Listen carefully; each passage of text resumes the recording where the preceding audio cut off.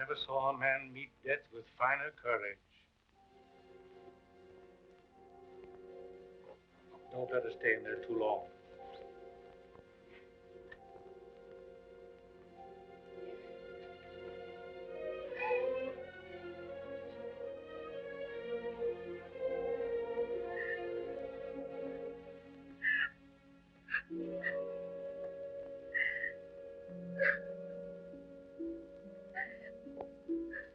Dearest, is Father well now? Yes, dear. He's well. He's quite well. But we have no one left now but each other. No one at all. My baby.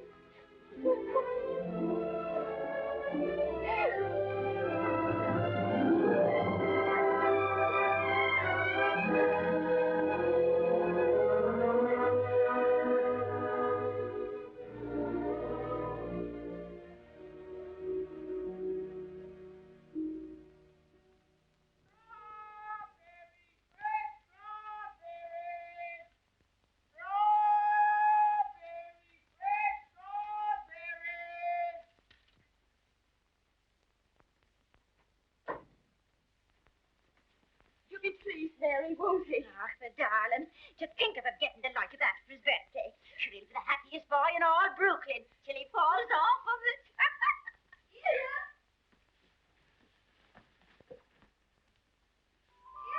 All right, Betty. Oh, dearest. Look. Mary's brother, Michael, has made it for me. And Mary's given me this book. It's The Adventures of Robin Hood and His Merry Men. Listen. Back ballots, touch made merry under your peril. However many you be, I defy you all.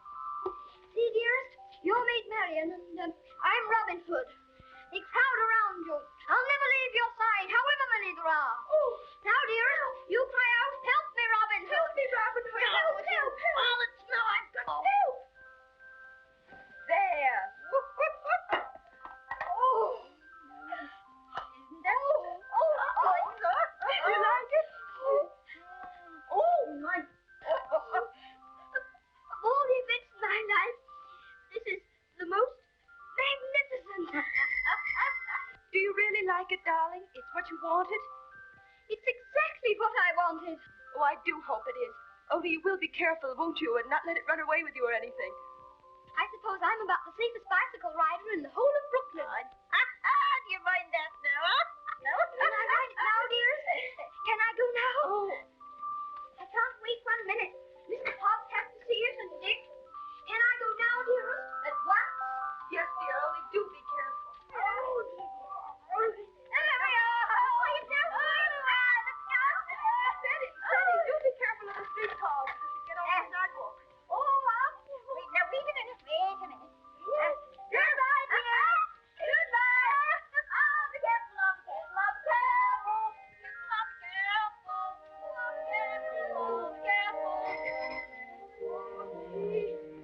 Good morning, Mrs. McGillicuddy. Good morning, Sadie. A very good morning. How are your bones today, Mrs. McGillicuddy? Oh, none too good after the rainstorm yesterday. Oh, they ate last night something cruel. Ties me up in knots, the rain does. Does it? How very peculiar. But it's a fine day to go bicycle riding. Oh, I suppose so. For them that has bicycles and can ride them. I suppose everybody who has a new bicycle will take it out and ride it today. Glory be to goodness, and whose bicycle might that be? It's mine. It's my birthday present from dearest. Oh, it's a daisy. Fine enough for the president to ride. And it has all the latest improvements. Oh, sure, it sounds like the bells of St. Patrick. Sure, it's the luckiest boy in the world, John. Well, I'll have to be going. Oh, I nearly forgot. Please choose my apple now, Mrs. McGillicuddy. But would you mind keeping it for me until I get back? Sure.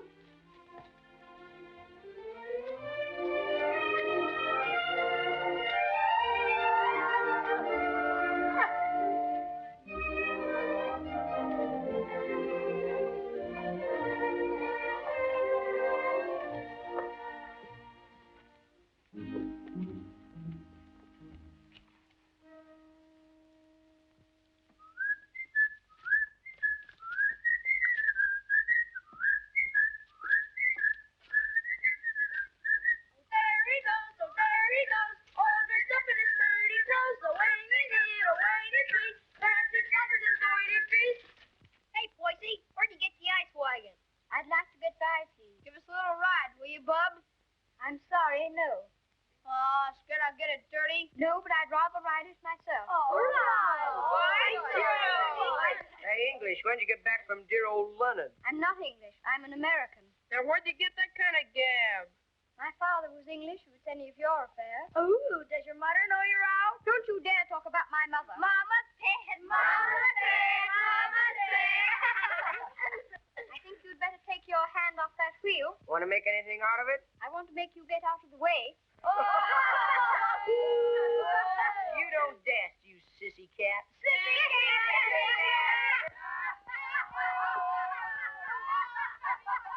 Wait a minute, Ceddy. Don't let him bluff you. I'll be right there.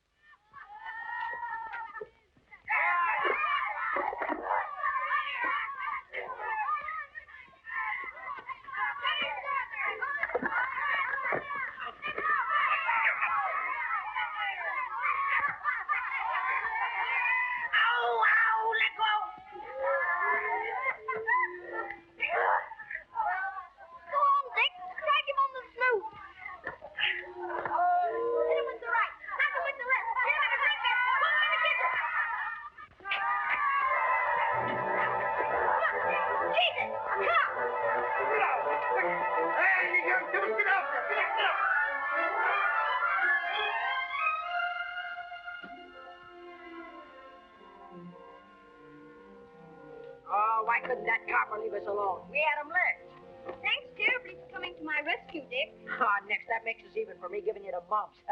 They didn't even scratch it. Gee, Willikers, where'd you swipe that?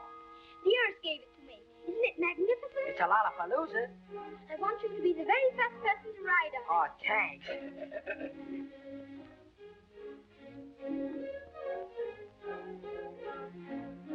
Oh.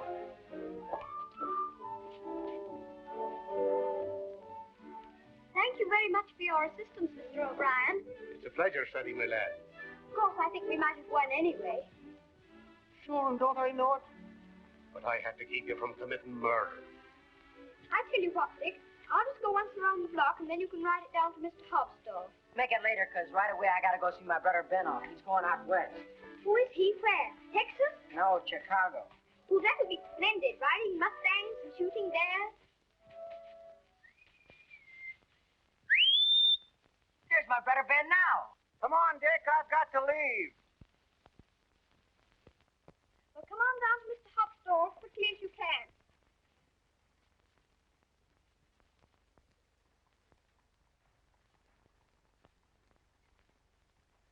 What do you say to a little birthday party? Ginger pop and cookies and some candy. That would be perfect, Mr. Hobbs. Only, Only? well, Dick's coming very soon. And I was thinking, if we could wait. I guess there'll be enough to go around. There's a lump coming, I think. Quite a big one. What are you reading, Mr. Hobbs? Ah, that's the way they go on now. British aristocracy. I've got no use for them. Earls and marquises going around as if they was lords of creation, wearing their coronets. Did you ever know any marquises, Mr. Hobbs? Or earls? I should say not. I'd just like to catch one of them inside here, that's all. I'll have no grasping tyrants sitting around on my cracker barrels. Perhaps they wouldn't be earls if they knew any better. Oh, wouldn't they, though? They just glory in it. It's in them. They're a bad lot. Here you are, Dick. Just in time for Teddy's birthday feast. Gee, Manetti, ginger pop and everything. Here's to your health, Teddy. Many happy birthdays. Thank you very much, Mr. Hobbs. Why, Mary. Come on home, darling. The mistress is wanting you. Oh, glory be. Just look at your face.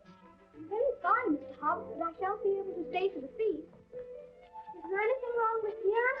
Not at all, so there's nothing the matter with her. What's happened, Mary? Now, don't be asking me any questions. Queer, strange things happening to us. If you'll forgive me, Mrs. Errol, you must not disregard the great position to which your son has fallen heir through the death of his uncle, your late husband's brother. But what it amounts to, Mr. Havisham, is that you want to take my boy away from me. Mrs. Errol, you must remember that I'm acting quite impersonally and simply as the lawyer of the Earl of Dollington. The Earl taught to sound his son, and has refused to recognize his grandson until now. Why should I give up my boy? Oh, I'm afraid I've been very stupid, Mrs. Errol. I should have told you. My instructions are that you shall accompany Lord Faunt Leroy to England. Oh. However, I must remind you that Lord Dollingcourt is not very friendly toward you. He's an old man, and has always had very strong prejudices against America and Americans, and was bitterly opposed to his son's marriage. He's fixed in his determination not to see you. You will live at the lodge, and a suitable income will be provided for you. The only stipulation is that you make no attempt to visit your son at the castle, nor even enter the park gates. There's your sister, Mary. Hello, Bridget. What's the matter? Mrs. Michael, his mercy, no money, we can't pay the rent. I don't know what I'm going to do about this children. I'll let you not be bothering me now, Bridget. I've more important things to attend to. I wonder what your husband's wishes would have been in this matter. You knew my husband? Yes, I knew Captain Errol well, and liked him, as everybody did. He was greatly attached to his old home. Yes, I know. He, above everyone, would have appreciated what this means to your son, the very great advantages he'll have. Yes, you're right. My husband would have wished it. Mr. Havisham, I must ask you to let me tell Ceddie about this in my own way and in my own time. He must never know his grandfather dislikes me. If he did, it would make it harder for them to be friends. Very well. Your son will thank you for this when he's a man. I hope his grandfather would love Ceddie. He has a very affectionate nature and has always been loved.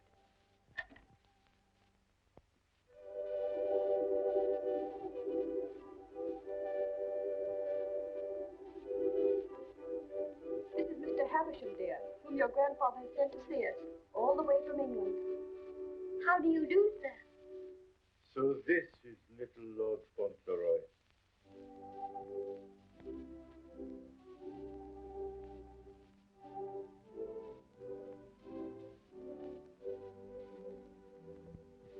You see, dear, your grandfather has no more children now, and he's very lonely.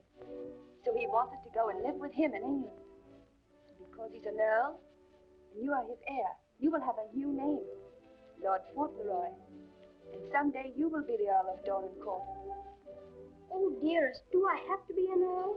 None of the boys are earls. Can't I not be one? I'm afraid it can't be helped, dear.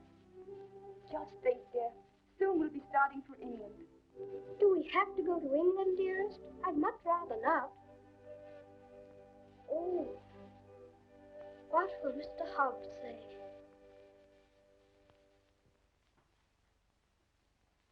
Anything else, ma'am? How much is your table butter? 13 cents a pound, ma'am. 13. Why, the last I bought was only 12.5 cents. That must have been last month. It's 13 today. Oh, indeed. Well, never mind the butter. Heavens and earth, if prices go any higher, we'll all starve to death. Nay. Good day, ma'am. Hello, Ceddie. What's the matter? Mr. Hobbs, do you remember what we were talking about yesterday morning? It seems to me we was talking about England. Yes, and earls, don't you remember? Oh, yes. We did touch them up a little. That's all.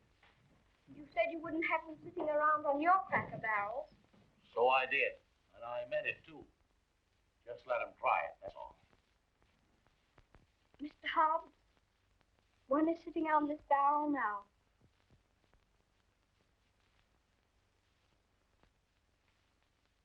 What? Yes, I am one. Or I'm going to be. I won't deceive you, Mr. Hobbs. It's the heat.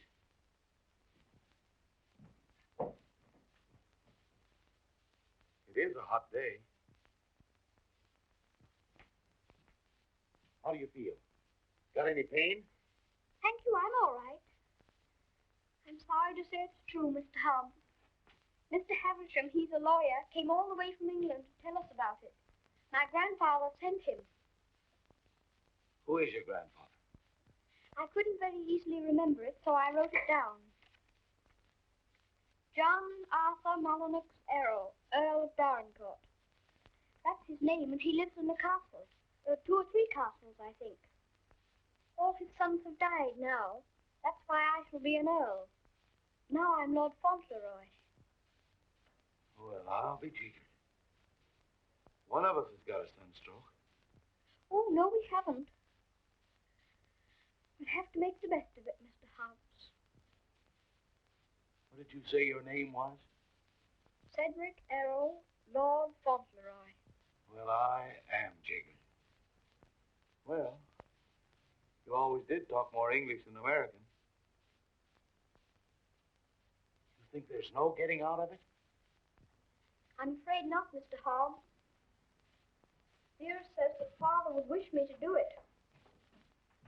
But if I have to be an earl, I can try to be a good one. I'm not going to be a tyrant, Mr. Hobbs.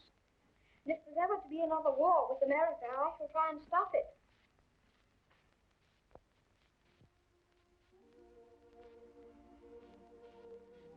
England's a long way off, isn't it? It's across the Atlantic Ocean. That's the worst of it. Perhaps I shan't see you for a long time. I don't like to think about that, Mr. Hobbs. Well, the best of friends must part.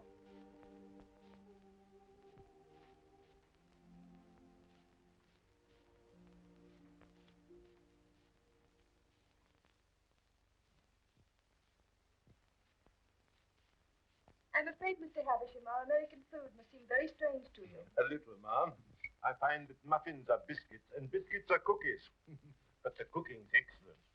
And after all, it's the company that makes a meal exquisite, not the food. Thank you, Mr. Havisham.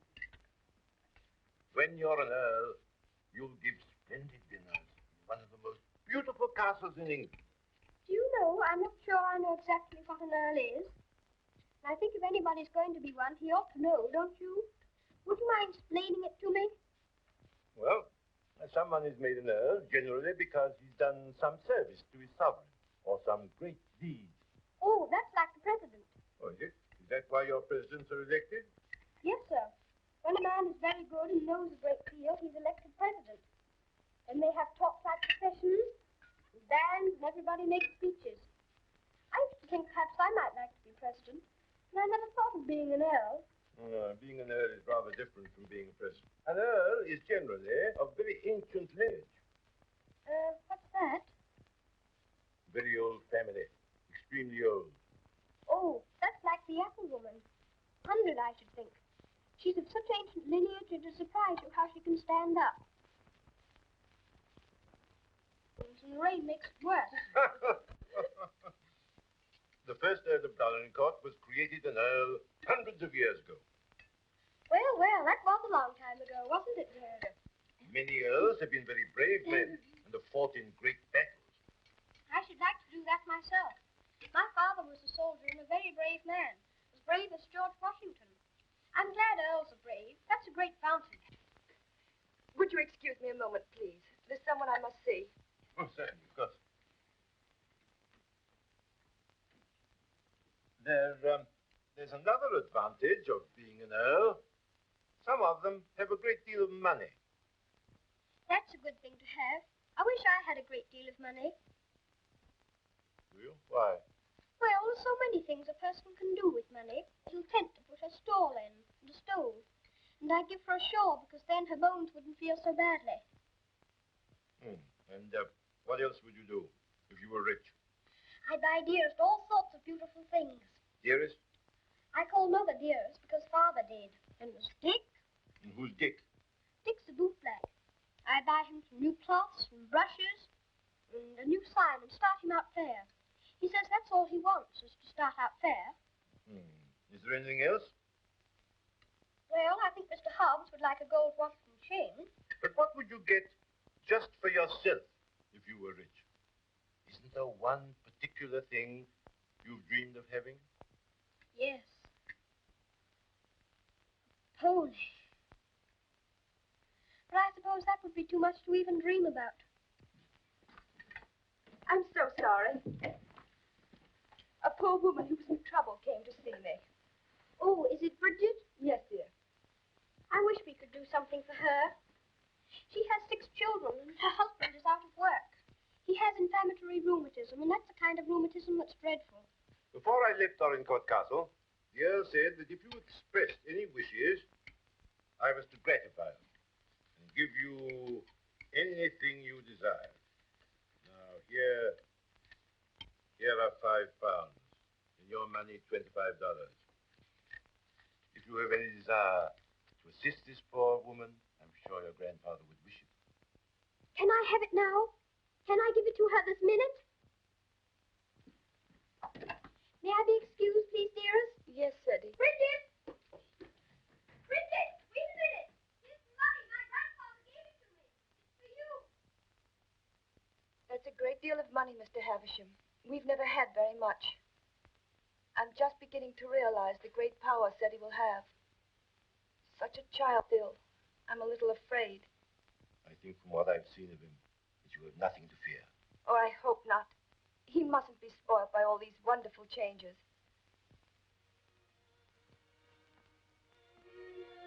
She cried. She said she was crying for joy. I never saw anyone cry for joy before. My grandfather must be a very good man. It's more agreeable being an earl than I thought it was going to be. In fact, I'm almost quite glad I'm going to be one.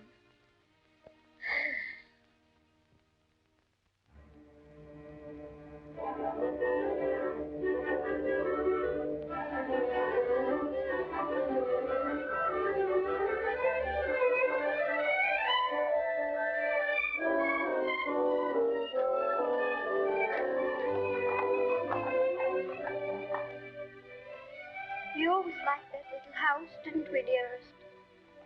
We always will like it. Yes, darling. Yes.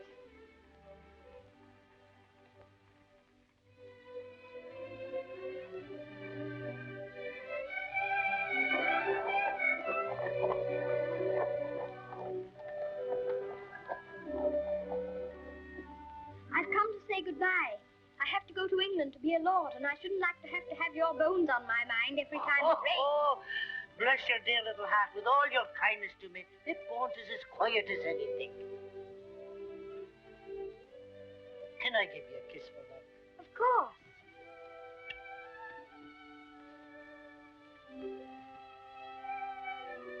Here's an apple to eat on the board. Thank you very much. Oh, no, darling. Why should you pay? As my late husband used to say, this one's on the house. Thank you again. Well, goodbye. Goodbye, darling.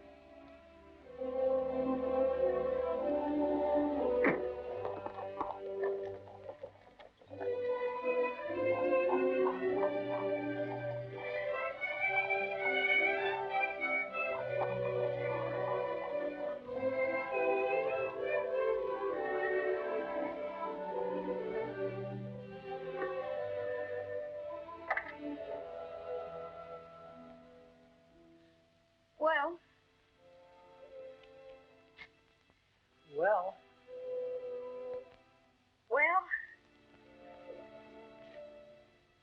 Well,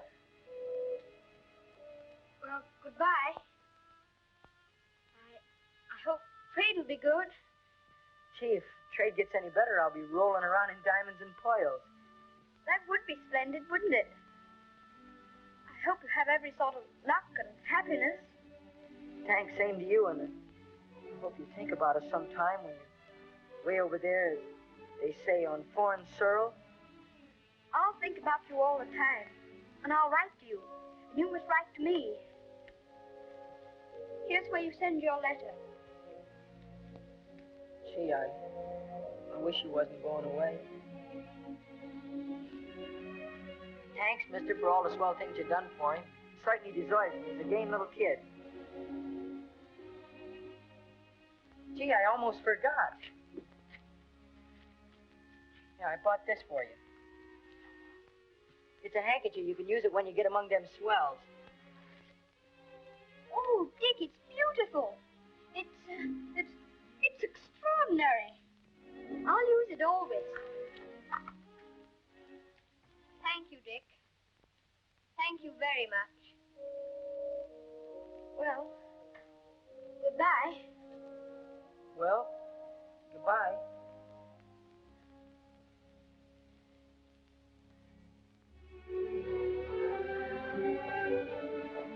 Would you mind very much not going in with me? I think this time I'd better be alone. Certainly, I quite understand.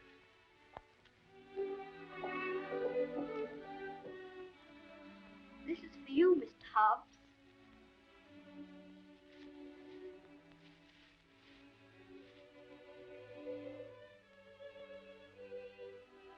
It'll look fine when you're smoking it.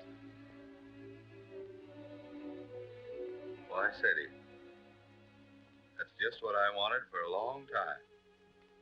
This is my real present, Mr. Hobbs.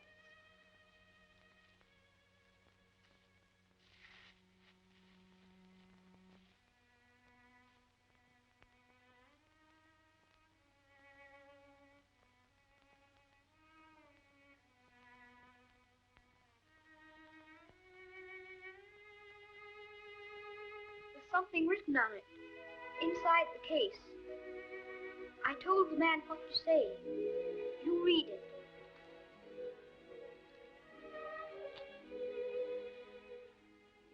From his oldest friend, Lord Faunt Leroy, to Mr. Hobbs. When this you see, remember me.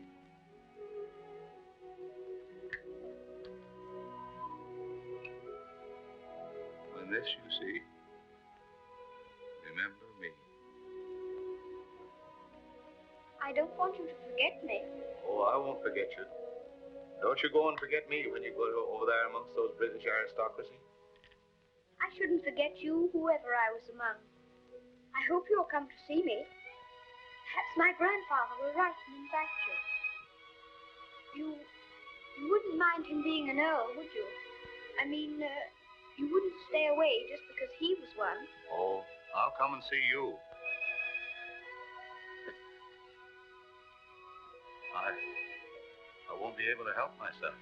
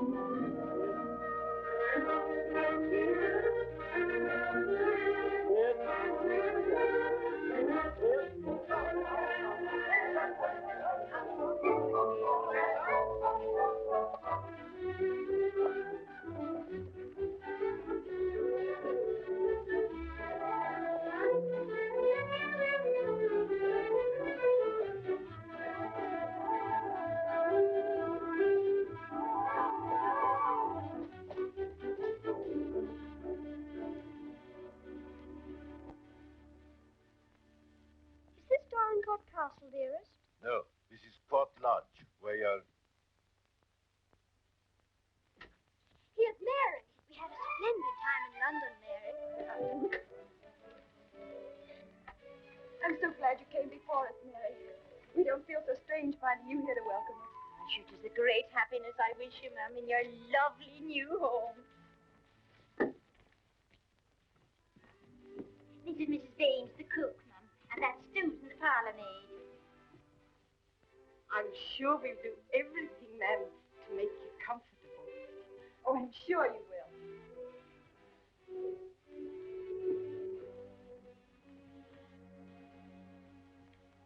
I must say goodbye. The carriage is waiting to take me to the castle. I must tell the Earl of your safe arrival. He needn't go tonight. I'd so like to have him with me my first night here. No, I'm sure Dorincourt won't expect his grandson tonight. Tomorrow will be time enough. I dread so to tell him that we're not going to live together anymore.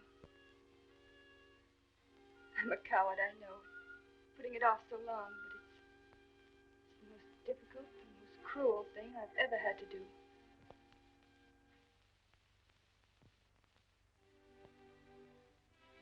I wish you'd tell his lordship, please, that I'd rather not have the money. You mean the income he wishes to settle on? I have a little money of my own. It's quite enough to live simply on. I must accept the house, of course, because that makes it possible for me to be near Seti. I'm grateful to him for that, but... He'll be very angry. He won't understand it at all. I think he will understand. He must understand that I can't accept money from a man who hates me so much that he's separating me from my boy. I'll deliver your message.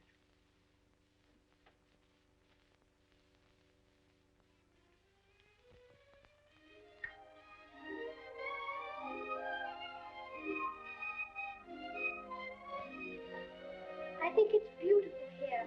Don't you, dearest?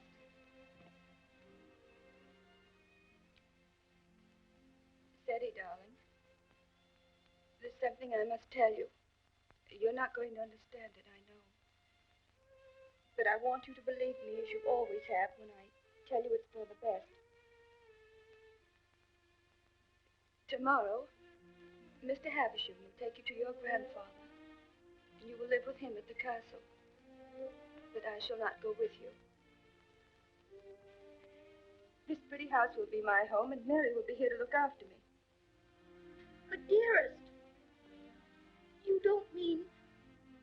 You can't mean that we're not going to be together, just as we've always been. Oh, no, I can't. I couldn't. I won't. I won't. Seti, you must be brave and sensible. If there are some things you can't understand now, you'll understand them later. It's best for you to live there. There are good reasons why it is. You mean you want me to go away from you? Of course not, darling. But now you're growing older, and we must trust, help one another without asking any questions. You know, Seti, your grandfather loves you, wants you to love him. He's so kind, he wants you to be happy and to make other people happy. But, dearest, I can't be happy without you. But you won't be without me all the time. I'm not far from the castle here. You'll run in and see me every day. You'll love the castle. There'll always be something new and interesting to tell me. And I'll have things to tell you. Oh, Seti, we'll have such good times together. We'll be finding things out, both of us. We'll be explorers. Yes. Like Mr. Stanley and Mr. Livingston. That'll be exciting. Every night, when it grows dark, I'll put a candle in the window to guide you through the jungle, Mr. Stanley.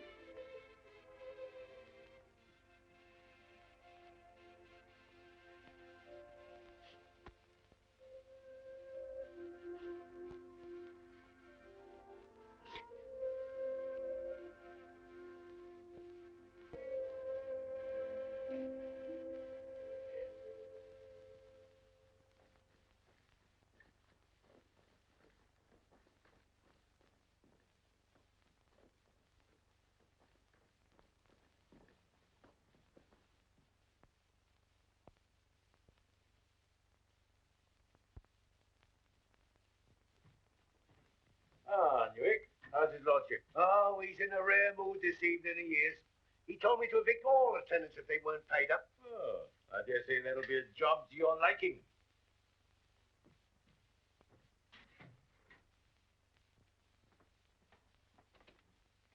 Oh, sir. Ah, Purvis. Glad to see you again. Very glad to see you. Oh, idiot! Do what you're told. Read what's ordered. Gout. Oh, yes, sir. These last few weeks have been the worst I've ever known, sir. I'm surrounded by a lot of incompetent nincompoops. Shut the door, you blockhead! I can't stand him no longer, Mr. Purvis. He's too much for any man. Cursing and swearing and calling people out the names like he does. And it ain't just today, it's every day. Thomas, you brought in the 63 forks. He prefers the 51. Oh, I know he didn't say. 6 other bottles. What business you got drinking forks anyway? I can't feed and house every lady lout in the parish, and I won't. You and your poor. I've had enough of them. But, my lord. Mr. Mordaunt is with him, sir. I said all I had to say, and now I say good night. Good day, my lord. Good day. Oh, how'd you do, Mr. Havisham? Mr. Mordaunt. Mr. Havisham, my lord.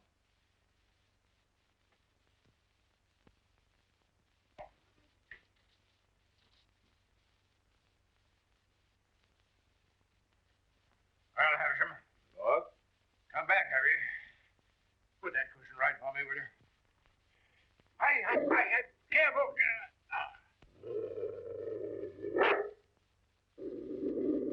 What's full of hot needles? Well, what have you got to tell me? Lord Faunt Leroy and his mother are at Court Lodge.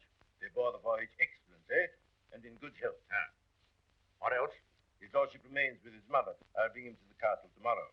Go on. Tell me everything. What sort of a lad is he? Never mind about the mother. What sort of a lad is he, I said? It's rather difficult to judge the character of a child of 9. A fool, huh? Clumsy cub. I don't know much about children, but I thought him rather a fine lad. Healthy? Well grown, eh? Apparently healthy, quite well grown. Straight limbs, well enough to look at. Rather handsome, my lord, as boys go. Although I'm scarcely a judge. I dare say you'll find him a little different from most English children. Oh, no doubt of that. American children are the most impudent and worst brought up in the world. I've heard that often enough. In his case, I would hardly call it impudence. The difference is, I think, that he's lived more with older people than with children. And I should call it a mixture of maturity and childishness. Exactly. Fixedly impudent bad manners. That's what it is. I have a message to deliver from Mrs. Errol. I want none of her messages. The less I hear of her, the better. But this is rather an important one. She prefers not to accept the income you propose to settle on her. What's that? What do you say? She says it's not necessary. That the relations between you are not friendly. Not friendly? I should say they were not friendly. Mercenary, sharp-voiced American. Lord, you could hardly call her mercenary. She's asked for nothing. All done for effect. She thinks she can wheedle me into seeing her. Thinks I should admire her spirit, but I don't. She shall have the money sent to her whether she likes it or not. She won't spend it. I don't care whether she spends it. She shall have it sent to her. She shan't tell people that she's got to live as a pauper because I'm doing nothing for her. Huh?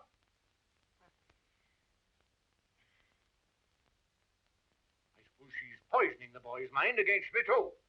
No. I have another message that will prove to you she's not done that. I won't care.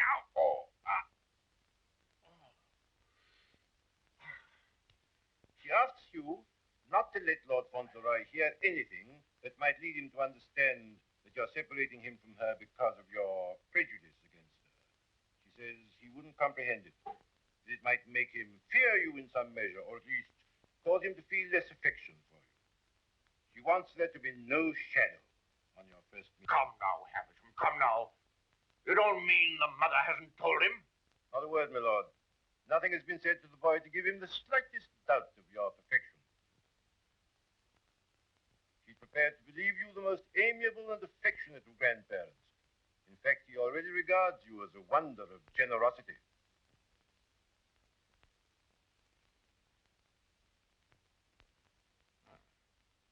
He does, eh? I would suggest, my lord, that Faunt Leroy's impressions of you depend entirely upon yourself. I make a further suggestion. that you'll succeed better with him if you take care not to speak slightingly to him of his mother. The boy's only 9. Nevertheless, those 9 years have been spent at his mother's side. She has all his affection.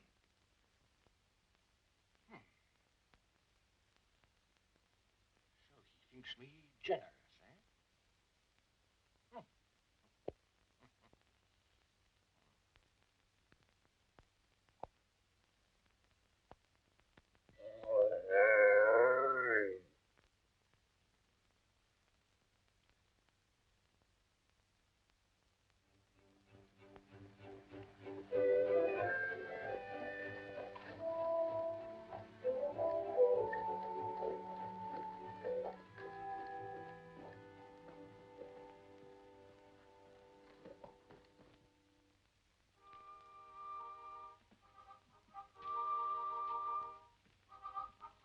Service, this is Lord Faunt Leroy. My lord. How do you do? Thank you, my lord.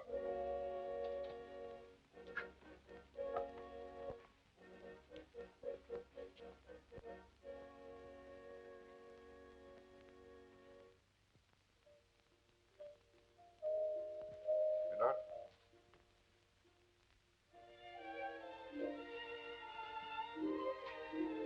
This is Lord Faunt Leroy, Mrs. Mellon. Lord Faunt Leroy, this is Mrs. Mellon, the housekeeper. How do you do, ma'am? I shouldn't know his lordship anywhere, sir. He has the captain's face and way. Oh, was it you who sent the cab? I'm ever so much obliged to you, ma'am. How do you do? He's a great day, this, sir. Where's his lordship? In the library, sir. Lord Fauntleroy is to be sent to him alone.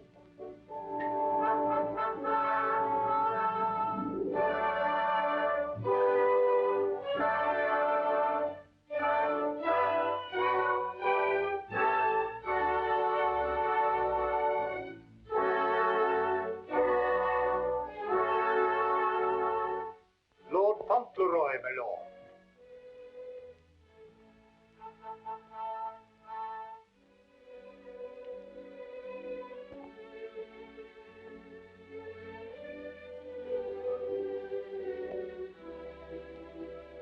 Dougal, come back, sir.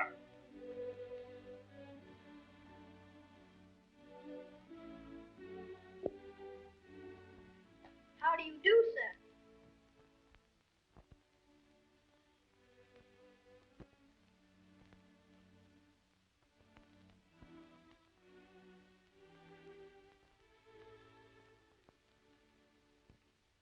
Are you the Earl? I'm your grandson that Mr. Heavensham brought. I'm Lord Fauntleroy.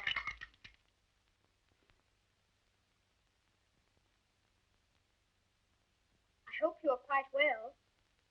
I'm very glad to see you. Ah, you're glad to see me, are you?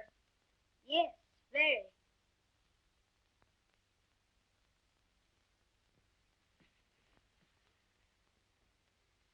I kept wondering what you would look like if you'd be anything like my father. Oh, and am I? Well, I don't think you are, very. You're disappointed, I suppose. Oh, no. Of course you would enjoy the way your grandfather looked, even as kind to him as you've been. Oh, so I've been kind to you, have I? Yes. I'm ever so much obliged to you about Bridget and the apple woman and Dick. Bridget, Dick, apple woman? They were particular friends of mine. You know, they were the ones you gave me all that money for. The money you told Mr. Heavensham to give me if I wanted it. Oh, the money you were to spend as you liked, eh? So you spent it all on these people, did you? Bridget, Dick, and the apple woman. Yes, and I gave Mr. Hobbs a gold watch and chain and a pipe. I put some poetry in the watch. It was, "When this you see, remember me." I'm going to miss Mr. Hobbs very much. Who is Mr. Hobbs? He was our grocer. Fancy vegetables and groceries, you know. He's my closest friend. Mr. Hobbs is a very clever man. Do you know he can recite the Declaration of Independence right through? Oh. What's the matter? I just remembered you might like to hear about the Declaration of Independence. I forgot you were an Englishman. Huh? You forgot you were English too, didn't you?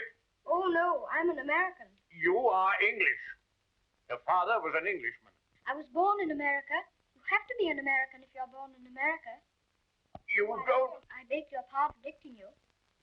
Mr. Hobbs says that if there's ever to be another war, that I should have to be an American.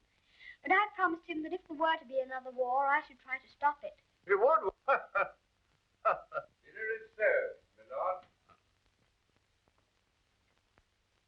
Now be careful, man. Be careful. Careful, man, careful. Would you like me to help you? You can lean on me, you know. Once when Mr. Hobbs hurt his foot with the potato barrel falling on it, he used to lean on me. You think you could do it? I think I could. I'm very strong. I'm 9, you know. You lean on your stick on one side and on me on the other. Well, you may try. Just lean on me. I'll walk very slowly. Don't be afraid of leaning on me. I'm all right, if it isn't a very long way. You see that old fellow in red velvet? He was the 10th Earl of Dorincourt. King George I decorated him for services during the war with Spain and Austria. He was tremendously strong, bend a bar of iron between his hands. You get your strength from him. How very interesting. Did you ever try putting your foot in hot water and mustard? Mr. Hobbs used to. Arnica is a very good thing, too, they tell me. Ah, thank you. I'll try it.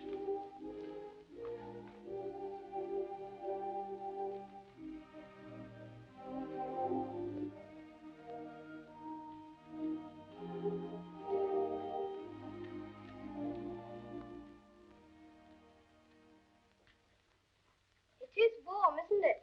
A person can't help getting warm in the summertime.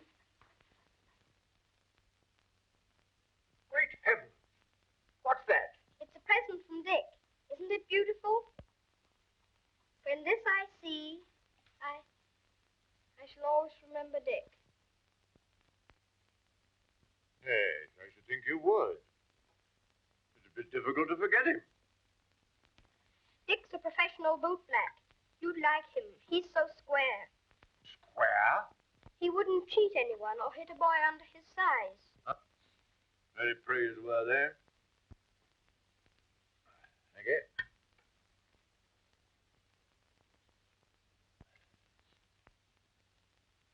What's the matter? Don't you like your soup? Oh, yes. I was just wondering. Wondering? Wondering what? You don't wear your coronet all the time, then? No. It doesn't become me. Mr. Hobbs said you wore it all the time. But after he thought it over, he said he thought you must take it off sometimes to put your hat on.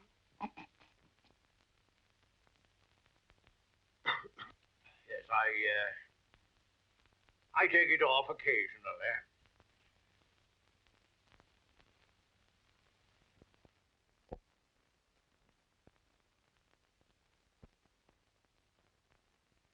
You must be very proud of your house. I never saw anything so beautiful. But it's a very big house for just 2 people to live in, isn't it? Oh? You think it's too large? Well, I was only thinking that if 2 people lived in it who are not very good companions, they might get a little lonely sometimes. Thank you. Do you think I shall make a good companion? Yes, I think you will. I think you should be almost as interesting as Mr. Hobbs.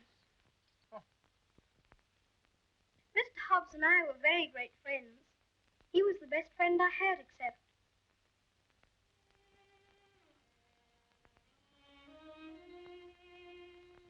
Faunt Leroy, what are you thinking of? I was thinking of Dearest. Who is Dearest? She is my mother.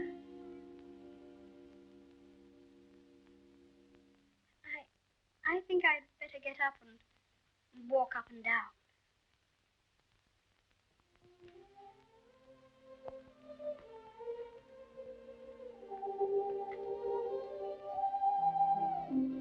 He's a very nice dog.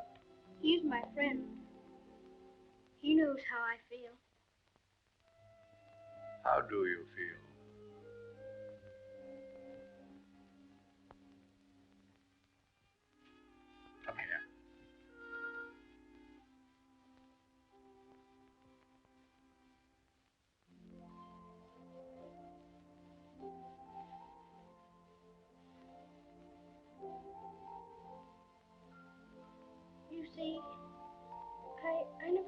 away from my own house before. It makes a person feel a strange feeling when he has to stay all night in another person's castle instead of his own house. But Dearest is not very far away from me. She told me to remember that. And after all, I'm 9, you know. And I can look at the picture she gave me. Look, you press the spring and it opens, and there she is.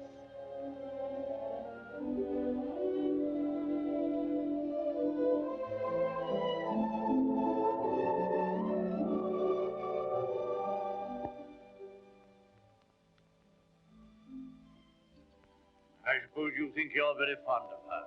Yes, I do think so, and it's true. Mr. Hobbs and the others were my friends. But Dearest is my close friend. My father left her to me to take care of. When I'm a man, I'm going to work and earn money for her. Oh. What do you think of doing? Well, I did think of going into business with Mr. Hobbs. But I should like to be president. We'll send you to the House of Lords instead.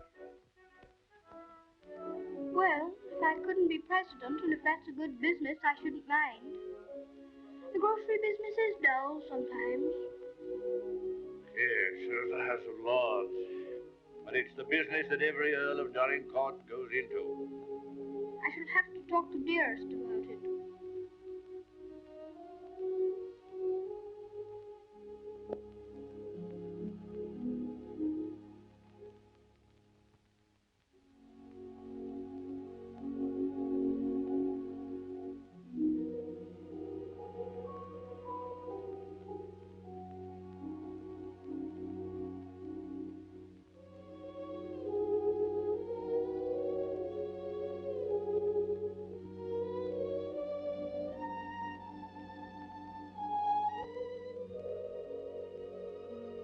Good night.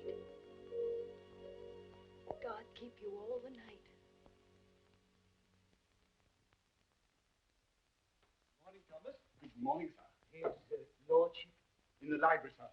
And such goings on I never heard in all my life. Do you think it'd be all right for me to see him? Oh, yes, sir. He's expecting you.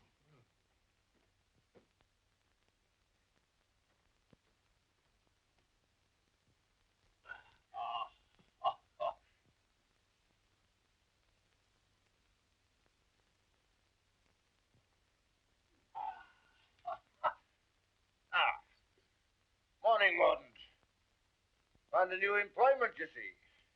Any good at marbles, Mordaunt? My muscles are a little stiff, my lord, but I'll see what I can do. No, pity about that. I'd forgotten about your age.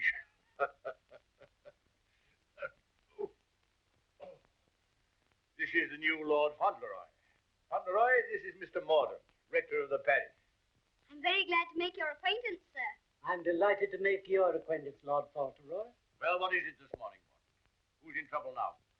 It's one of your tenants, my lord, Higgins of Edgefarm. York has told him that if he doesn't pay the rent, he must leave the place. He's a bad tenant. Always behind, Newick tells me. He's devoted to his wife and children. If the farm is taken from him, they may literally starve. That's like Michael.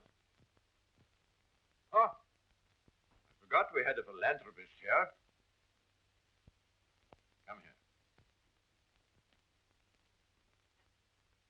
What would you do in this case? Well, if I were very rich, I should let him stay and give him things for his children. Nonsense. You're Lord Fauntleroy. Time you learn to deal with these situations. You can write, can't you? Yes, but not very well. Well, go over to the desk and write Newick his orders.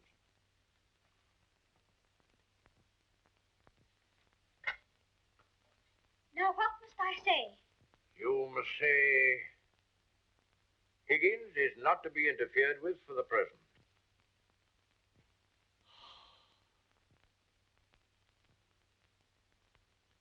And sign it Fauntleroy.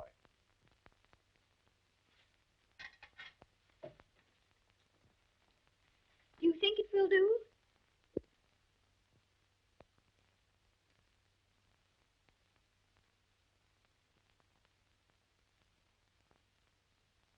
Yes.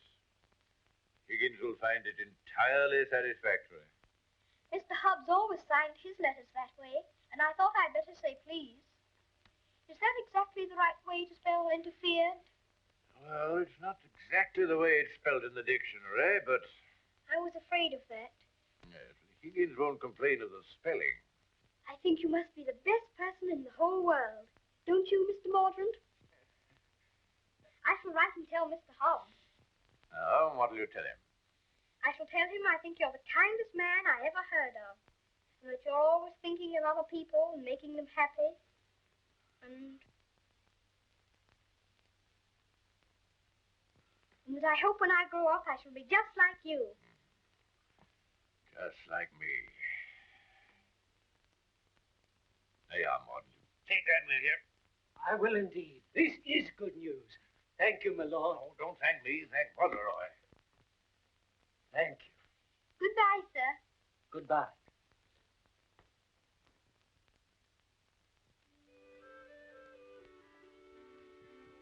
May I go to see dearest now? I think she'll be waiting for me. There's something for you to see in the stables first. Ring the bell. In the stables? If you please. I'm very much obliged, but I think I'd better see it tomorrow. She'll be expecting me all the time. Well, we'll order the carriage. You don't care to see what's in the stables? Oh, I do. Oh, it doesn't matter. It's only a pony. Pony? Whose pony is it? Yours? Mine. Yes. Oh, I never thought I'd have a pony. I never thought that. How glad dearest will be. You give me everything, don't you?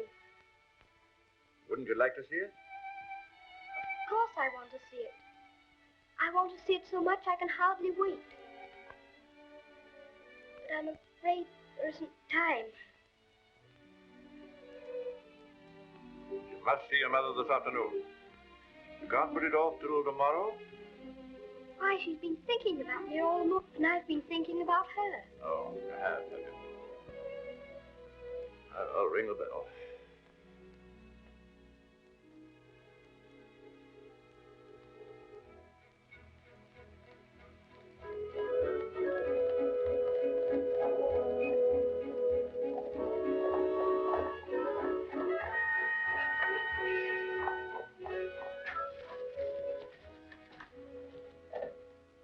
Let me give you your stick. Just lean on me when you get out. I'm not going to get out.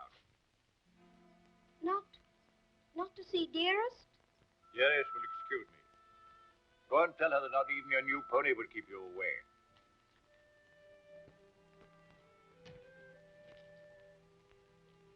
She'll be disappointed. She'll want to see very much. I'm afraid not. The carriage will call for you as we come back. Drive on, Jeffries.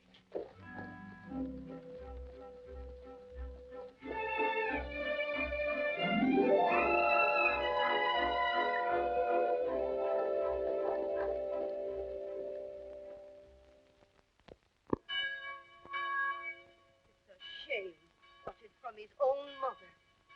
Cook at Faunt Lodge was telling Sarah she'd never have worked for a sweeter lady, Mrs. Errol. The letter was written by the little gentleman his own self, signed with his name too. Faunt Leroy, as large as life. The little precious. Aye, that's the mother. Pretty young thing, too. Good morning, ma'am. Good morning. God bless you, ma'am. Thank you. Good morning, ma'am. Good morning. It's his lordship coming to services. That's a new notion.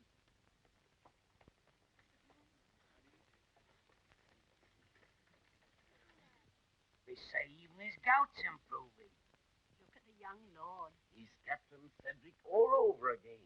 He's the captain soft of a life. How glad the people are to see you. Take off your hat while they're bowing to you. To me? How do you do? Good morning, Will. God bless your lordship. Long life to you. Thank you. Morning, Lord.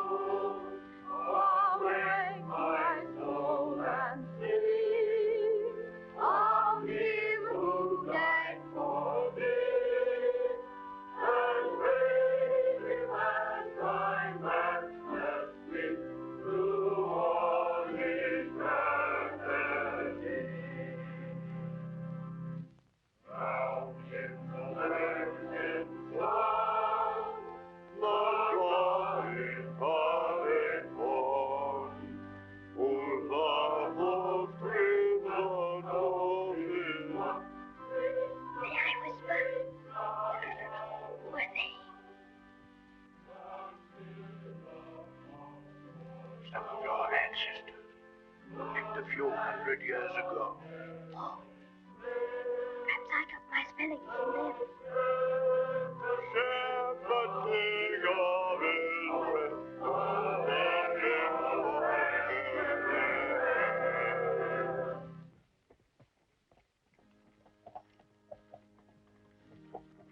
Well, Higgins? Oh, is this Mr. Higgins? Yes, I suppose he's come to have a look at his new landlord. Yes, my lord. I understand his young lordship was kind enough to speak for me, and I thought I'd like to say a word of thanks. I've got a great deal to thank your lordship for. Oh, I only wrote the letter. It was my grandfather who did it. You know how good he always is to people. Is Mrs. Higgins well now? Yes, your lordship. The missus is better since the trouble was took off her mind. My grandfather was very sorry about your children having the scarlet fever. You see, Higgins, you people have all been mistaken about me. Lord Faunt Leroy understands me. If you want a little reliable information on the subject of my character, apply to him. Get in the carriage, Faunt Leroy.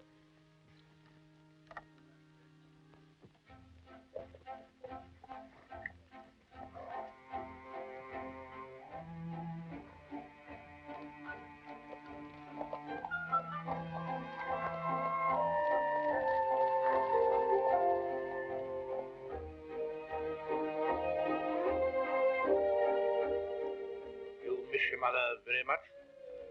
Yes, sir. I miss her all the time.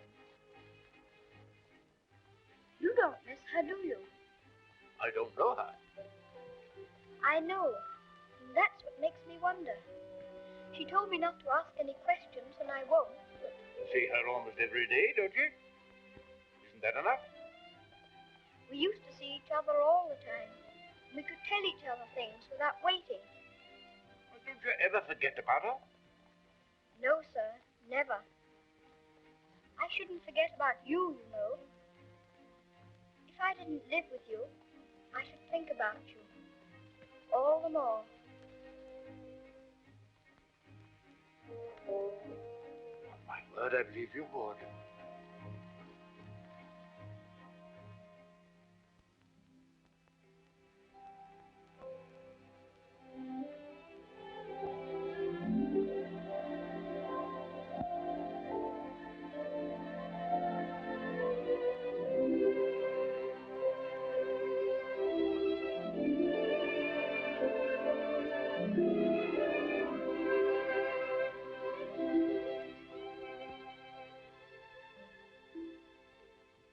He is such a good earl, he reminds me of you.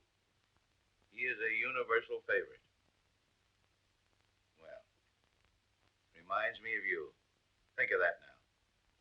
He's known this earl only a little while, and we was lifetime acquaintances. I don't know as I want him to be reminded of me by this earl. They've been using influence on him, I bet you. You're right. They got twisty ways, those aristocrats. They'd wheedle their little finger around your heart as soon as look at you. All for their own purposes, mind. It's a pity they're making an oil out of him. Yeah. He would have been a shining light in the grocery business. A shining light. Do you know any particulars about that stuff like castles and oils? No, not much. Except they're haughty and mean. Sure is a Jim Dandy letter he wrote. Almost as good as seeing him. Only it ain't, of course. Oh, he was a plum daisy of a kid. I bet you sometimes he wishes he was back here. I do. You lonely? Oh, not so bad. Where you living now? All me and two other fellas, we got a room in a lodging house. The other two fellas, they get drunk and fighting, but it's cheap. Oh, that's no sort of a place for a lad like you to be living. Now, look here. I got a clean, dry loft over my stable, and there's an old bed you can have. Why don't you come here and stay? Won't cost you a cent. Gee, do you mean that, Mr. Hobbs? Well, certainly I do. Yahoo! Gee, Mr. Hobbs, talking about oils. You ain't no oil, you're a prince. Oh, sure.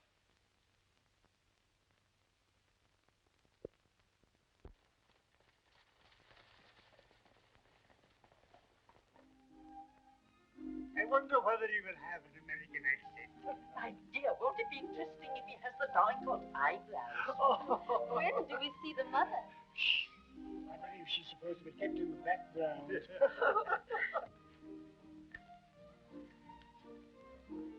Well, Marmaduke, is this the boy?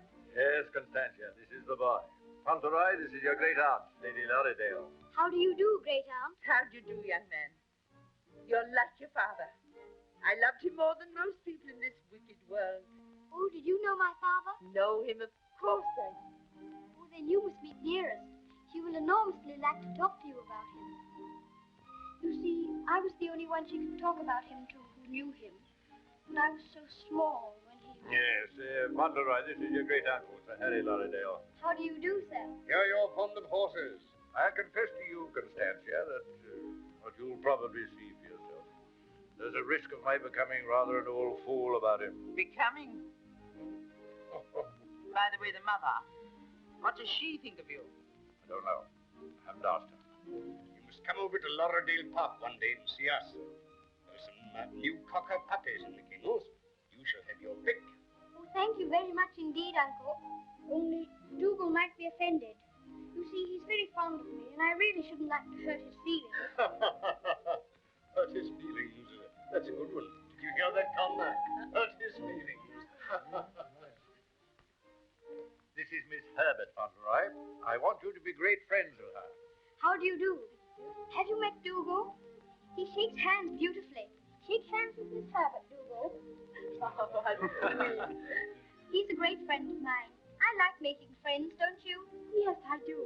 May I be your friend? And Dougal. Oh, yes, if you please.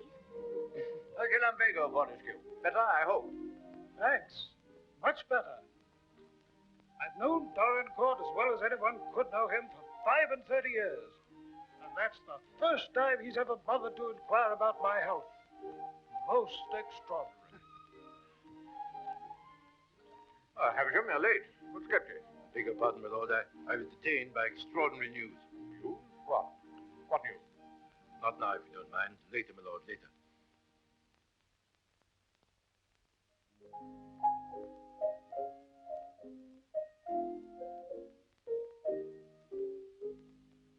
The young May moon is beaming, love.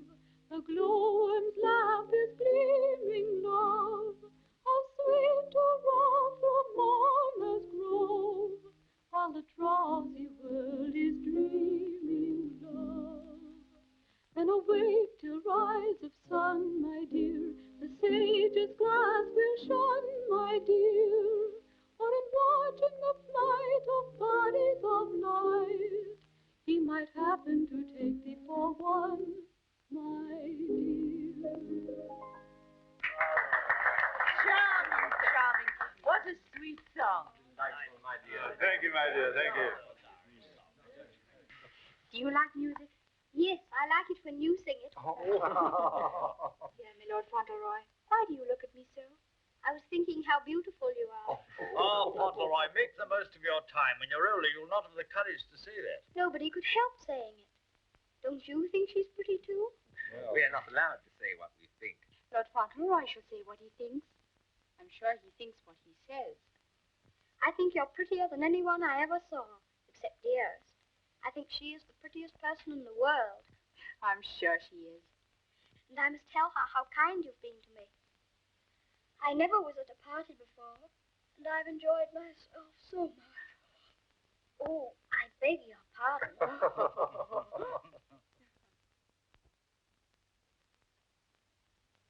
Good night, little Lord Faunt Leroy. Keep well.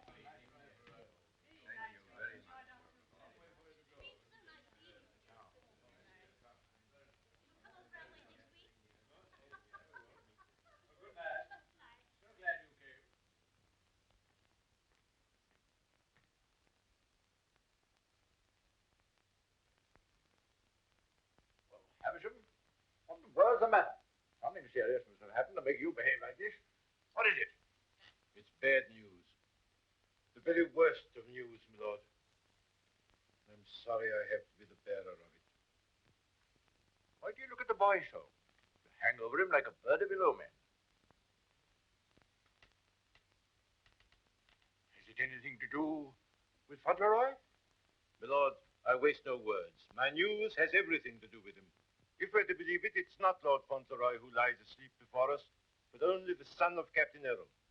The present Lord Faunt Leroy is the son of your boy Bevis, and at this moment is in a lodging house in London. What do you mean?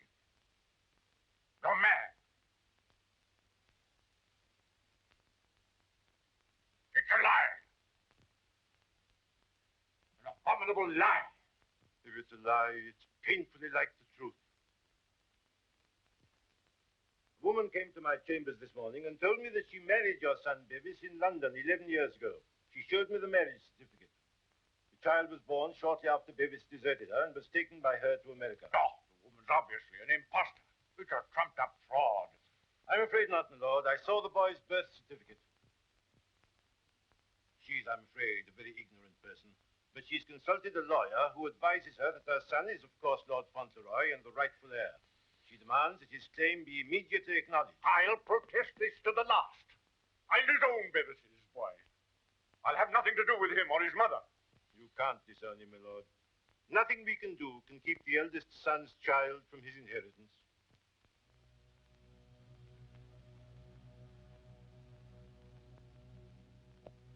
The woman you say is an ignorant, vulgar person, eh? She can hardly spell her own name. She's obviously uneducated and openly mercenary.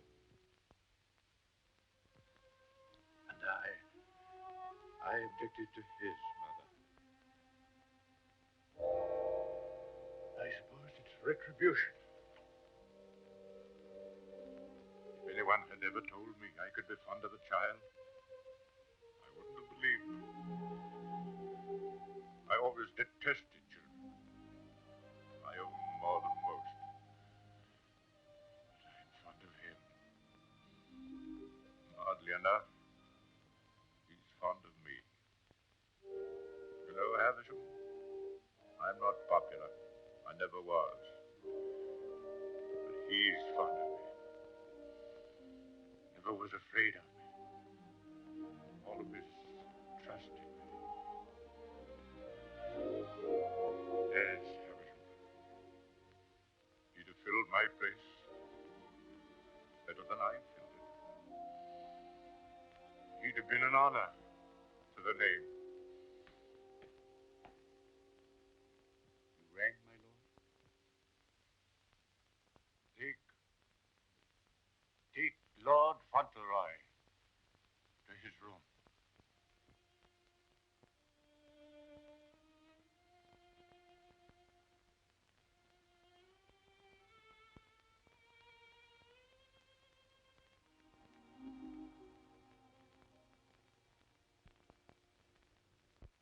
What a pity. The boy's a thoroughbred if ever there was one. I suppose you may say it's a judgment on Molyneux. But that boy, the first human being he ever loved. Will Molyneux take the case to the courts, do you think? Can't tell, he's obstinate enough. Courts of the devil. You go in with your best suit, buckles on your shoes, and come out as nature made you. Bless my soul, Constantia. Whoever would have dreamed that I'd have felt sorry for the old boy? I wouldn't have minded our having a boy like that, Harry. Yes. Better luck for us, old girl, if we had. I'll tell you one thing. If his little lordship loses his title, the village loses the best friend it has. Aye, that's right. And I'll tell you another thing. It'll drive the Earl mad if this goes wrong for him. Why, he's been so proud of the boy, you'd hardly believe it if you knew him for what he was before. And the new one's no lady, that's sure. Bold-faced thing, that's what she is. The dark-eyed, brazen-faced wench. Yes, the Earl coming now with Mr. Havisham.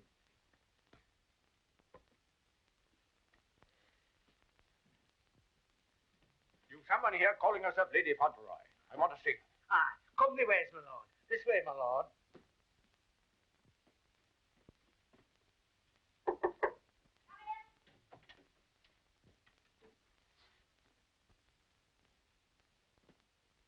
Earl of Dorincourt.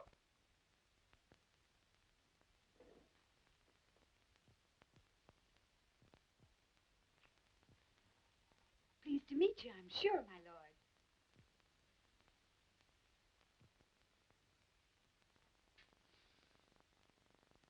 Bevis?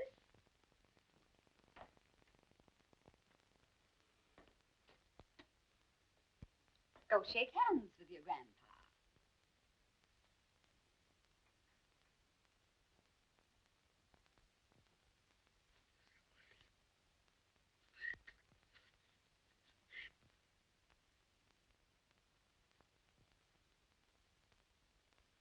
So that's the way you're going to treat your grandson, is it?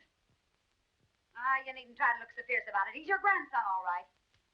Yes, my lord. We have proof of the young gentleman's birth. He is the son of the late Lord Faunt Leroy. Allow me to introduce myself. Joshua Sneyd, at your service. My card. I've already had the pleasure of making Mr. Havisham's acquaintance. Lady Faunt Leroy has placed all the evidence in my hands. I can assure you, my lord, it is sufficient to justify her case should it come into court. But may I suggest that we come to an arrangement and settle this matter amicably on a friendly basis? Friendly? Ha! Look at him staring at me as though I was dirt. Me, his own daughter-in-law. Oh, your son Bevis married me, all right. And a fine rotter he was. But he was the father of my boy, and I can prove it. Lady Faunt Leroy, please. You may think you can fight me, but a lot of good it'll do you. They don't love you around here, and you know it. I've heard plenty about you and your dirty, snobbish pride. Plenty of pride you'll have when I'm finished with you. Unless you want to climb down off your high horse and get reasonable with your own flesh and blood. Lady Faunt Leroy, You shut up. I'll stop at nothing, do you hear? I'll drag this case through every court in the land. I'll let the whole world know what you are. You and your precious son, Bevis, deserting me and his own child, a babe in arms. How I've suffered, heaven only knows. And you standing there looking at me and my boy as if we were scum. You ought to be ashamed of yourself. You say you married my eldest son. If that's proved to be true, the law's on your side. In that case, your son will be Lord Fauntleroy, and you will be provided for. But I warn you, the matter will be sifted to the very bottom. I'll only add that I want to see nothing of you or your boy as long as I live. After my death, you can, unfortunately, do as you please. Yes, you're exactly the kind of person that I should have expected my son, Bevis, to choose.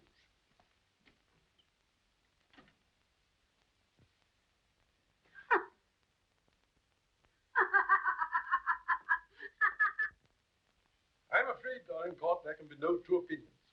At least that's how I see it. You agree, Semple? Yes, I'm afraid we can see it no other way. But it's monstrous. That woman, that boy, are utterly unfit. Alas, the law can take no cognizance of such things. I sympathize, Dorincourt, more than I can say. Sympathize? What's the use of that? If we take it to the courts, you think there can be only one result? I'm afraid so.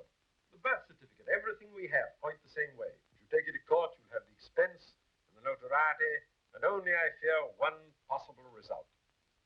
Perhaps the boy won't turn out so badly as you fear. Perhaps you can do something with him. That boy? That oaf?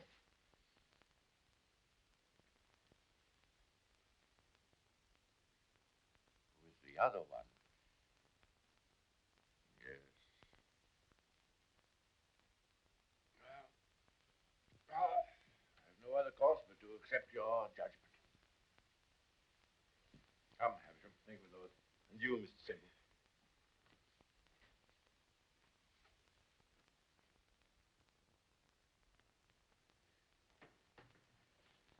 It's the Earl, ma'am.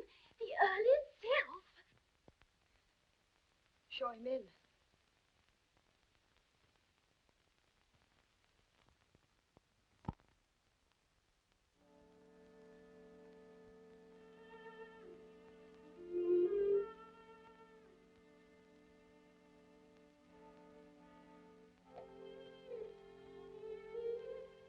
Mrs. Errol, I believe.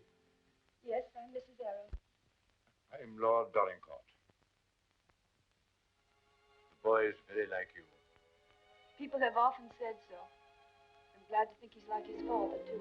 Yes, he is. Like my son.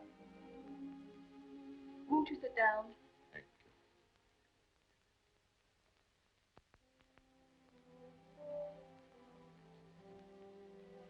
I've come to tell you that I've had the very best. the highest legal opinion. I'm sorry. This outrageous woman and her child. Perhaps she cares for him as much as I care for Sadie, my lord. Her son is Lord Faunt Leroy. Mine is not. Yes, I'm afraid you're right. Perhaps you would prefer that Sadie should not be the Earl of Dorincourt.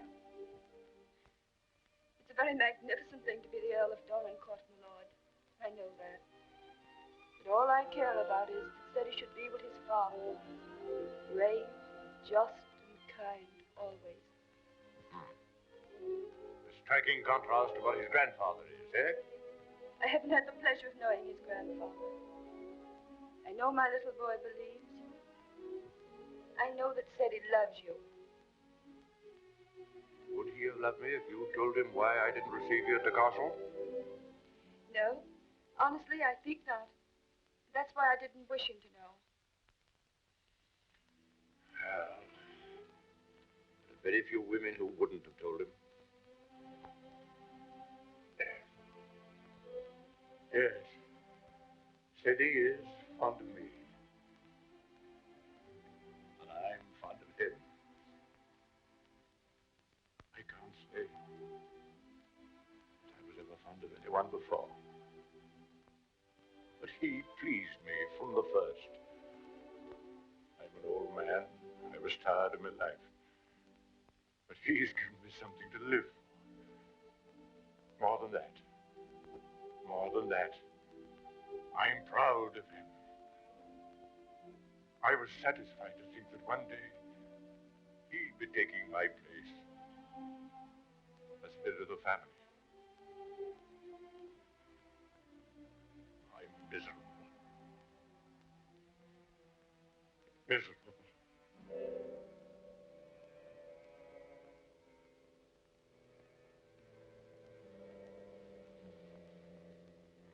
Much troubled, you must be tired. And you need all your strength. Thank you.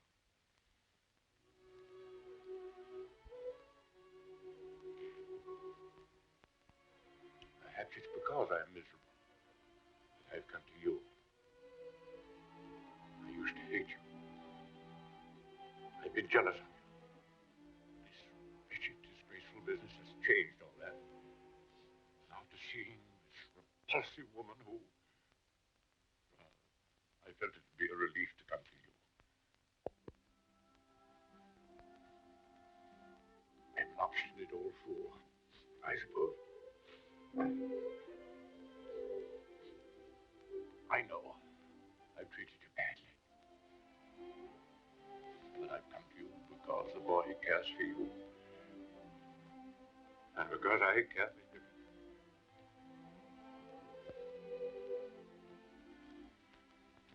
Treat me as well as you can. For the boy's sake.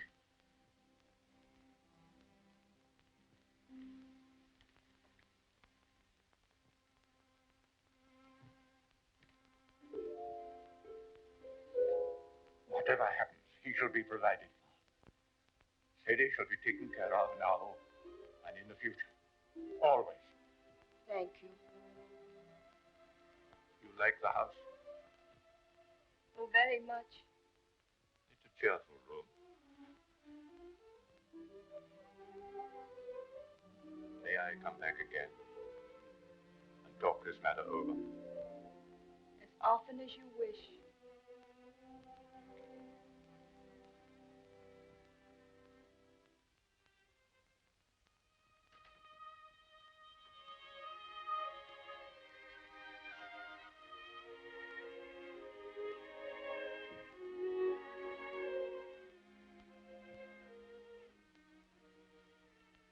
You've heard bad news, haven't you? Yes. The worst. And I'm not Lord Fauntleroy anymore, am I? She's beaten me.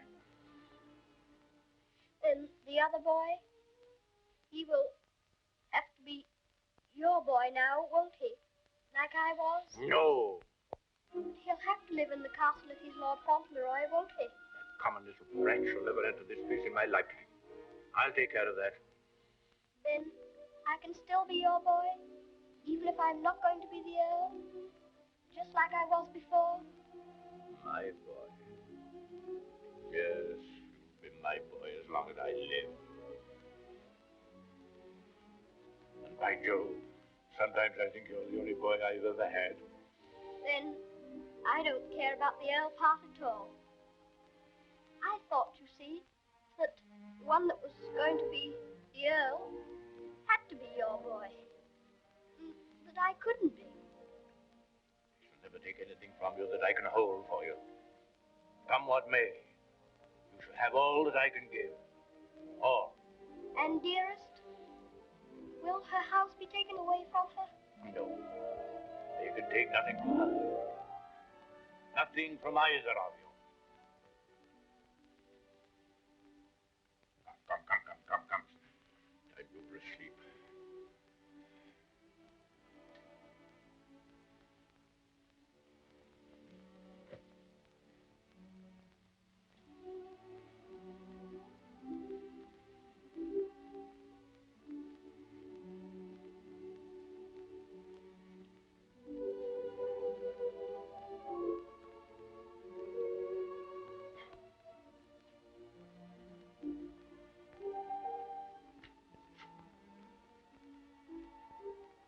Good night, Grandfather. Good night, my boy.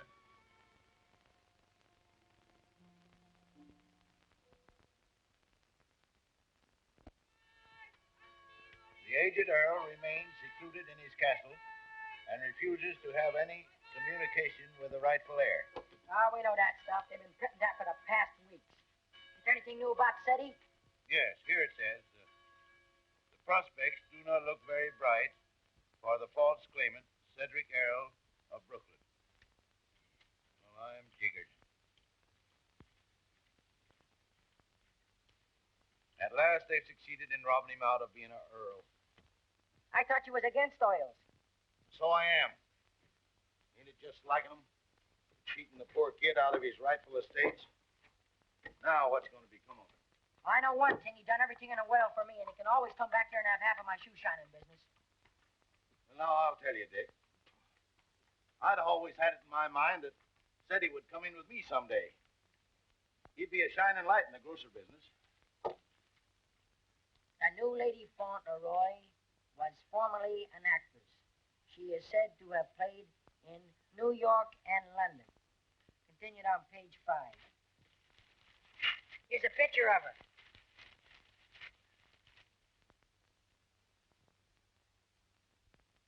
Holy mackerel. What's the matter? Here, look at this. It's her.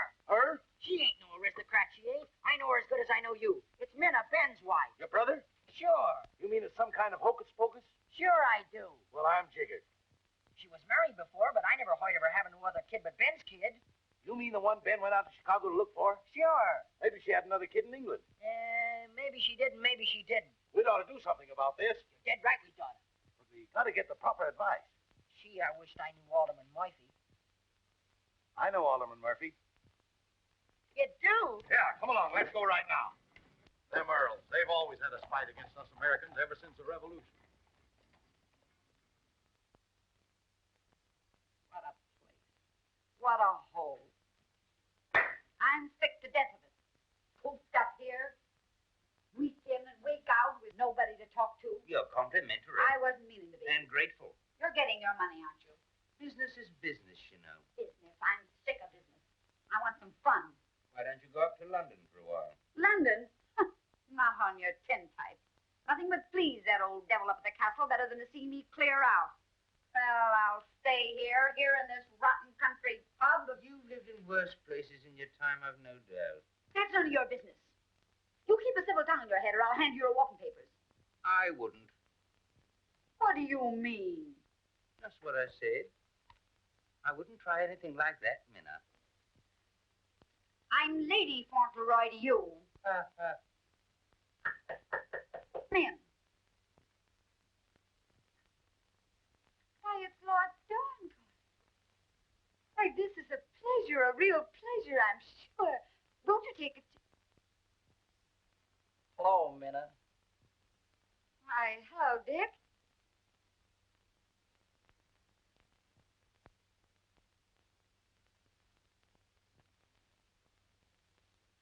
Why, Ben, what are you doing here? Where have you been all this time? You know her? Funny if he didn't, seeing as how he was my second husband. Where is the child? What child? You know what child, our boy Tom. Oh, Ben. But you know, you must have heard. Someone must have told you. Told me what? It was pneumonia. Only 3 days and he was gone. It broke my heart. I meant to write you, but I didn't know where you were. If that's true, who is this boy you've got with you? That's none of your business, Ben Tipton. Can I see him? No, you can't. Tell us, please, why Mr. Tipton should not see your boy. Oh, hello, Uncle Dick. Well, I'll be jiggered. You're a dirty pair, you are. Coming all this way to spy on me, trying to do me hurt. I'll have the law on you for the way you're hounding me. You. Silence! Come here, Tom.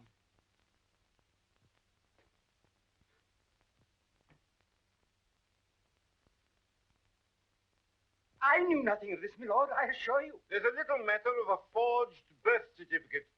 But I swear to you. Never mind, Havisham. I've had enough of this. Too much. The sooner the pair of you are out of this country, the better. Come on, Havisham. You'll be sorry for this, you will. It's prosecution, that's what it is. It's robbery.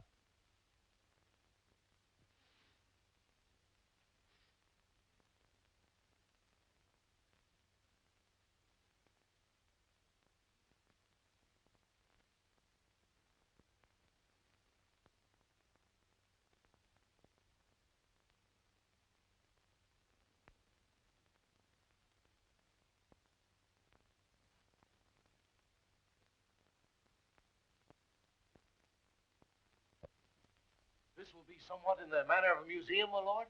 Well, not exactly a museum, Mr. Hobbs. They're portraits of my ancestors. Your ancestors? All of them? I'll be jiggered. Your great uncle, he must have had a family. Did he raise them all? I mean that they were earlier distinguished members of the family. You know, Earl, I used to have a very poor opinion of you aristocracy, but I've changed. I'll take you, for instance. You're a pretty good sort, even if you are an earl. I'm very gratified.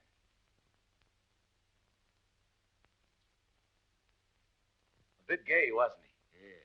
That's why I had the gout, Mr. Hobbs. Oh. And they was all earls. And said he's going to be one. And own all this. And he'll be worthy of it, Mr. Hobbs. Sure he will. All these earls. You know, I wouldn't have minded being one myself.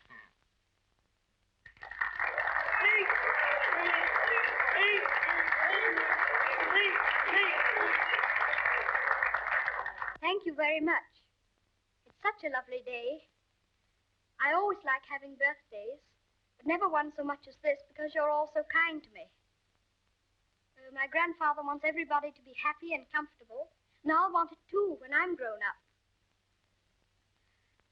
I think that's all because I'm not very good at making speeches. But I must say that I'm very much obliged to you for liking my birthday. Ripping little nipper. Ain't he a daisy? I'll bet you boys elect him king someday. I didn't know the little fella could talk so good. Why, he makes a better speech than Alderman Murphy. By Joe. Well, I'll be jiggered. And I've another birthday present for you. Another one besides all the things this morning? Yes, the best of them all. Oh, dearest. Oh, dearest. Oh, dearest, I was wanting you here. I was wanting you here so terribly much. Were you, darling? Faunt Leroy, your mother's come to live with us in the... To live with us? To live with us for always? Are you sure you really want me? We've always wanted you, but we weren't exactly aware of it. Well, Mr. Hobbs, it's so nice having you here with us. I dread to think of you ever going back to America. Not to live there. Not to live there. America's a good enough country for them that's young and stern, but there's faults in it. There's not an aunt's sister among them. Nor an earl.